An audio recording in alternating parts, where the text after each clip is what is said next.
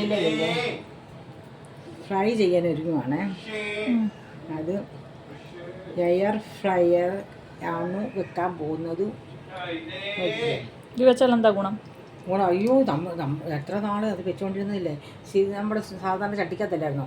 ഇതിനകത്ത് വെക്കാൻ തുടങ്ങിയ പിന്നെ എന്ത് രുചിയാന്ന്. നല്ല എന്ത് രുചിയാന്ന്. നല്ലോണം ഒരു രുചിയൊന്നുമില്ലേ? ആര് പറഞ്ഞു? എണ്ണ ലാഭിക്കാൻ ചെയ്യുന്ന പരിപാടിയാ. ആയിക്കോട്ടെ, എണ്ണ ലാഭിക്കാനായിക്കോട്ടെ. എങ്കിൽ തന്നെ ആ എണ്ണയ്ക്കകത്ത് പൊരിച്ച് കരിച്ച് എടുക്കുന്നതുകൊണ്ട് നല്ല സൂപ്പറായിട്ട് ഞങ്ങൾ കഴിച്ചുകൊണ്ടിരിക്കുന്നതല്ലേ.